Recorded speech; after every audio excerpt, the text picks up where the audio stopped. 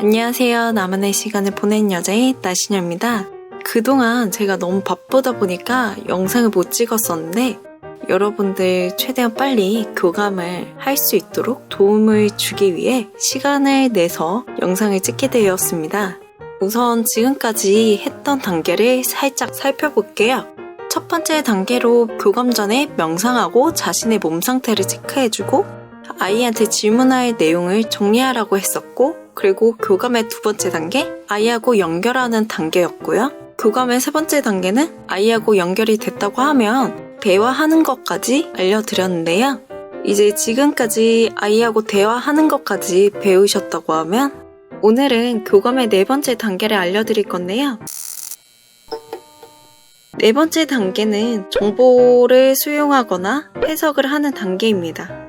이 단계는 세 번째 단계에서 더 심층적으로 가는 내용인데요. 교감을 하면서 들려오거나 느끼는 모든 것을 다 메모하면 됩니다. 머릿속에 기억하는 거는 좀 한계적이거든요.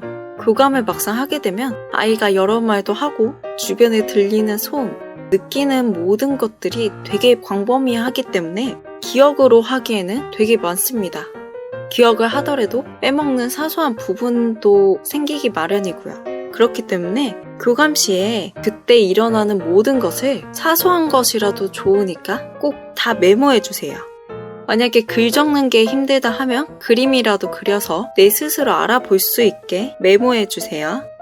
교감을 하면서 별거 아닌데도 보호자분들이 듣고 싶어하는 내용일 수도 있고 아이가 원하는 내용일 수도 있어요.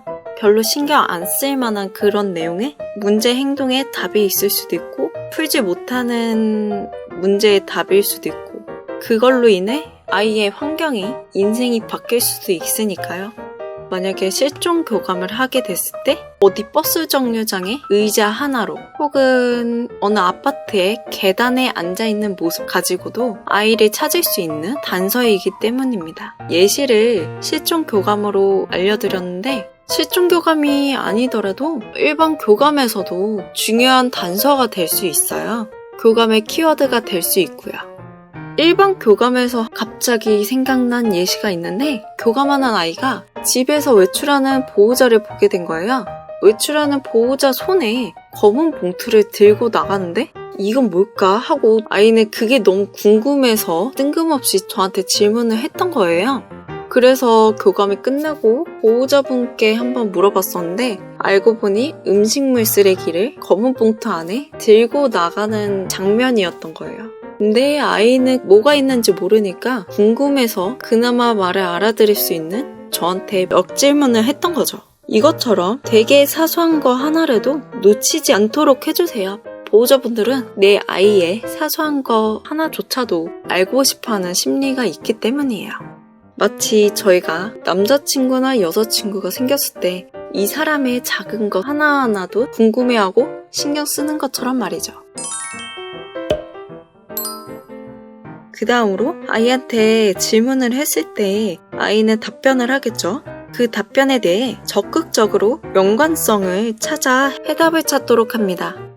그냥 아이한테 듣고선 질문을 끝낼 수도 있는데 보호자분들은 그 질문을 듣고 아 그렇구나 하고 넘어가는 보호자분들은 없어요. 정말 간단한 질문은 그냥 대답만 듣고 끝내겠지만 아닌 경우는 더 추가적인 질문을 해오기 때문에 그 부분을 대답하기 위해서는 내가 교감하는 아이의 모든 것을 알아야 되기 때문에 그 질문한 것에 대해 해답을 찾을 수 있게 여러 가지를 생각해 보는 건데요. 만약에 이게 막상 이해가 되지 않거나 애매한 부분이 있다고 하면 그 비슷한 거라도 연관성을 찾아서 질문 답변에 대해 해석을 하시고 문제의 해답을 찾으셔야 됩니다.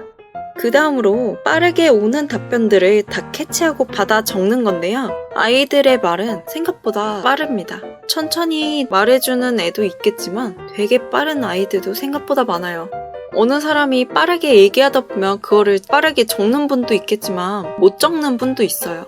예를 들어 저희가 일반 가게를 갔을 때 여기 메뉴 좀 설명해 주시겠어요? 라고 했을 때 직원분은 이런 메뉴가 있고 이런 거는 뭐 이렇게 맛있고 이렇게 있습니다. 라고 여러 가지 정보를 얘기하죠. 근데 저희가 막상 그거를 토시 하나 틀리지 않고 마침표 하나까지 종이 한 장에 다 적을 수 있을까요?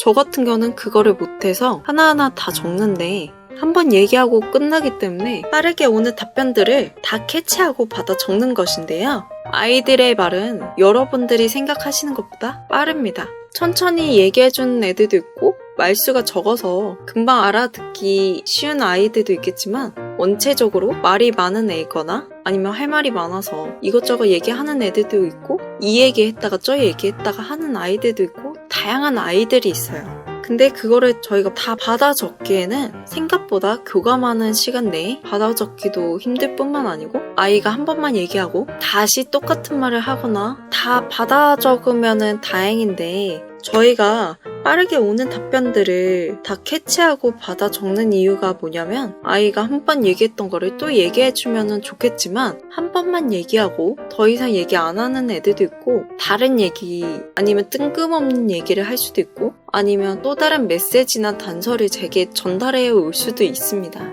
또한 첫 번째로 얘기했던 거를 다시 얘기했을 때 더 요약해서 얘기할 수도 있고 심지어 첫 번째는 이랬다가 지금은 아니에요 라고 아이가 거짓말을 할 수도 있어요. 웬만하면 아이가 처음에 얘기했던 거를 최대한 적고 그걸로도 아이의 성격이나 뭐 취향 등등 여러 가지를 판단할 수 있기 때문에 다 받아 적으면 됩니다. 만약에 빠르게 오는 답변들을 받아 적지 못했으면은 어쩔 수 없이 아이한테 또 물어보거나 아니면 비슷한 느낌을 주어서 교감자 스스로 그 답변을 캐치하면 됩니다. 아이들 말이 너무 빠르다고 얘기해서 너무 겁먹지 않으셔도 돼요. 한 질문을 하고 최대한 빨리 적되 너무 긴 시간이 하지 않으면 한 질문을 하고 살짝 뛰었다가 다 적은 다음에 두 번째 질문을 바로 하면 됩니다. 어떤 감으로 하면 될지는 여러분들이 교감을 하면서 알게 되시니까 그거는 걱정 안 하셔도 됩니다. 그리고 마음대로 판단하거나 편견을 하지 말아야 됩니다. 내 자신이 아이나 주변 상황 등등 마음대로 답을 내지 말라는 거예요. 어떤 것이든 마음의 문을 열고 여러 가지 가능성을 두고 교감을 진행해야 된다는 말입니다. 마음대로 판단하게 될 경우 최악의 상황으로는 실종 교감일 경우 아이가 죽지 않았는데 죽었다고 판단할 수도 있고 혹은 아이가 이런 부분으로 학대받아서 두려운 부분인데 아이가 그냥 다른 부분 때문에 불만이 있어서 이렇게 하는구나라고 판단할 수도 있고 여튼 잘못된 판단으로 아이가 표현하려는 것과 다르게 답변을 하게 되면은 아이가 무지개 다리 건너기 전까지 보호자분들하고 함께 지내야 되는데 그 잘못된 판단 하나로 보호자분께 잘못된 정보를 전달하면서 아이의 앞으로 인생에 영향을 줄 수 있기 때문이에요. 아이는 분명히 교감사한테 전달을 했고 엄마나 보호자한테 잘 전달했을 줄 알았는데 얘기했던 것보다 다른 행동이 나오고 다른 결과가 나온 거예요. 그러면 그 부분으로 더 불만이 생길 수도 있고 그러면 문제 행동으로 번질 수 있기 때문입니다. 즉 여러 가지 상황이 생길 수 있기 때문에 절대로 교감사는 아이를 마음대로 판단하거나 상황도 판단해서는 안 되고 편견을 가진 채로 교감을 진행하시면 안 됩니다. 아이의 답변을 가지고 어느 정도 스토리텔링이 되어야지 그거를 판단하고 얘가 이렇게 얘기했으니까 이거야 라고 하는 행동은 금물입니다.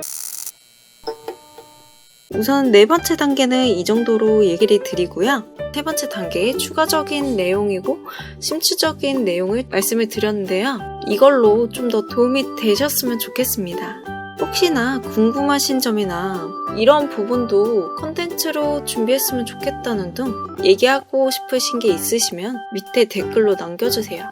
그럼 다음 시간에 뵐게요. 안녕.